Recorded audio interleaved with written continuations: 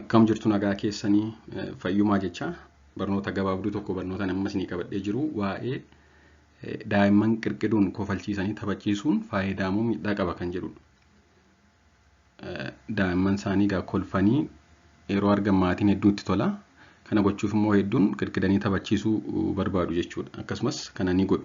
Mee kun faayidaa moo miidhaa qaba kan jedhuuf akka armaan gadiitti hordofaa. Daa'ima ofii baay'ee kolfu arguu caalaa wanti maatii gammachiisu hin jiru akkuma beekamu. Daa'imman dabalatee namni hunduu yeroo qirqidamu ni kolfa.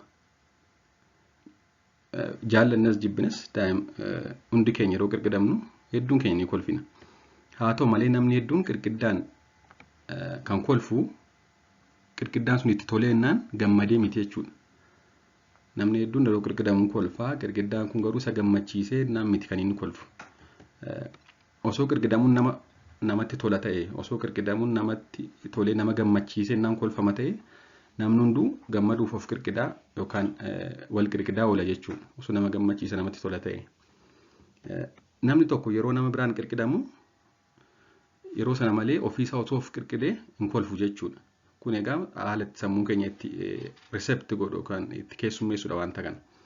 Bara durii biyya Chaayinaatti namoota yakka dalagan sa'aatii dheeraa qirqiduun akka adabbii seeraa keessaa isa tokko ture. Namoota balleessaa sasalphaa qaban yeroo dheeraa qirqidanii adabuun akka adabbii seeraa tokko ture jechuudha biyya Chaayinaa keessatti seenaan gaafa kaasu. Kun maaliifidha? Yeroo qirqidamaa turan namni hin jaallatu hin jibbaa peenii qaba jechuudha. Namatti hin tolu jechuudha. Haa kolfaniyyuu malee gammachuun qabanii hedduu keenya garuu namni yeroo dheeraaf nu qirqidu osoo nu dhiisee nutti tola na dhiisee daama kolfaama turre jechuudha.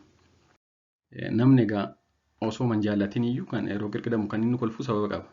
Sababni kunis maadha? Haala kutaan sammuu dhimmi kun ilaallatu itti ergaa gogaarraa dhufe karaa qirqidamuu keessummeessuutu adda malee qirqidamanii kolfuun akkuma yeroo waa nu hooqsisu yookaan waa hooqachuuf bifa itti qaamni keenya wantoota adda addaatti nu ofirraa ittisudha. Yeroo dhukkubbiin nutti dhagahamu, yeroo waa qaamni keenya nu hooqsisu of hooqna. Akkasumas immoo yeroo namni qirqidu kolfuun kun bifa itti qaamni keenya peenii itti rispoond godhu kan ofirraa ittisudha malee gammachuu miti jechuudha. Daa'imman yeroo tuqaman qaamni isaanii ariitiin deebii kenna. Akkuma dhalatanii kaasee jechuudha. Haa ta'u malee hanga umuriin isaanii ji'a ja'a guututti tuttuqqaa adda addaa fi qirqiddaa adda baasanii hin beekani.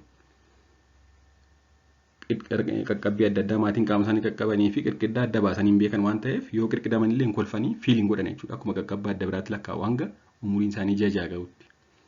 Specifically tickling sensation yookaan qirqiddaa kana adda baasanii hin beekan qaqqabbii adda addaatti fakkaata hanga umuriin ji'a ja'aatti. Ji'a ja'a booda garuu dandeettiin isaanii dabalaa deemuun dandeettiin sammuu isaanii, dandeettiin gogaarraa riiseptariin wanta kana simatu qindoominni sammuuf gogaa dabalaa deemuun tuttuqqaa adda addaarra qirqiddaa adda baasanii beekuun yeroo namni isaan qirqidu kolfuu eegalu umurii ji'a ja'a booda jechuudha. Akka waliigalaatti daa'imman qirqidamanii kofalchiisuun daa'ima sana kan gammachiisu miti. Akkuma nama gurguddaas kolfanii malee yeroo qirqidaman hin gammadan jechuudha. Keessi isaanii gammachuu kan hin qabnedha. Akkasumas akka nama guddaa wanta kana jibbuu isaanii jechaan hin ibsani. Na dhiisi jedhanii hin ibsan waan ta'eef malee hin jaallatani wanta kana qirqidamuu kan hin jaallatan jechuudha. Akkasumas immoo jibba guddaa yoo qabaatan iyyuu dubbatanii na dhiisi hin jedhan waan ta'eef darbee ijoolleen xixiqqoon osoo baay'ee kolfanii gidduutti qilleensa fudhachuu dadhabu yookaan qilleensa fudhachuuf baasuu dadhabu jechuudha. Apniik ta'u jechuudha. Namni guddaan illee yeroo baay'ee qirqiddaadhaan kolfaa turu imimmaan buusee qilleensa fudhachuuf baasuu dadhabuu danda'a. Daa'immanis akkasuma. Haa ta'u malee garuu jechaan baasan waan ta'eef hin beekan waan ta'eef na dhiisii hin jedhani jechuudha. Yeroo kana gamaatiin gammachuutti fakkaatee qirqidaa turuu danda'u. Darbees qirqiddaa kana yeroo jibban ija isaanii keessa imimmaan ni guutaa. Darbee kolfa gidduun sagalee akka boo'ichaa wayii dhageessisu bakka sana galagalanii yookaan daa'immanii sokkuu barbaadu yeroo namni isaan qirqidu jechuudha.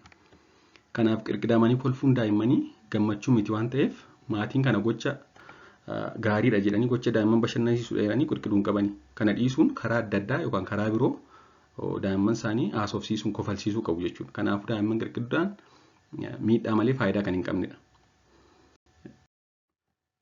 Hubannoo dogoggoraa daa'imman qirqiduu laalchisee hawaasa keessatti yeroo hedduu dhaga'amu keessaa kanneen gurguddoon ni jalqabaan maatiin tokko maa jedhu Daa'imman qirqiduun akka daa'imman dafanii afaan dubbatan taasisa yookaan akka dafanii afaan baran taasisa jedhu. Haa ta'u malee kun dogoggora jechuudha. Qorannoon kan agarsiisu hin jiru. Akkasumas tokko tokkummaa jedhu daa'imman qirqiduun yeroo dubbatan akka giingaan taasisa. Daa'imman kan giingaan sababa ijoollummaatti qirqidamaniif kan jedhanis jiru. Kunis dogoggora jechuudha. Qorannoon kan agarsiisu hin jiru. Gar biraan immoo qirqiduun sosochii qaamaa akka taasisan godha. Yookaan exercise akka taasisan godhadha. Qirqiddaan daqiiqaa tokko daqiiqaa lamaafuu baay'ee kolfuun sun painful waan ta'eef daqiiqaa tokko daqiiqaa lamaafuu asiif achi gangalachuun sosochii qaamaa baay'ee faayidaa qabu miti. Kanaaf kun waan gatii qabu jechuudha. Kanaaf akka waliigalaatti daa'imman qirqidanii kofalchiisuun miidhaa malee faayidaa hin qabu. Akkasumas immoo daa'imman yeroo kolfan sana gammadanii osoo hin ta'in sammuu isaanii haala sanaan respoond godhaa jiran malee akkuma nama gurguddaa qirqidamuun barbaadanii hin jibbu kan hubachuu qaba jechuudha maatiin. Waan hordoftaniif hedduu galatooma turtii gaarii.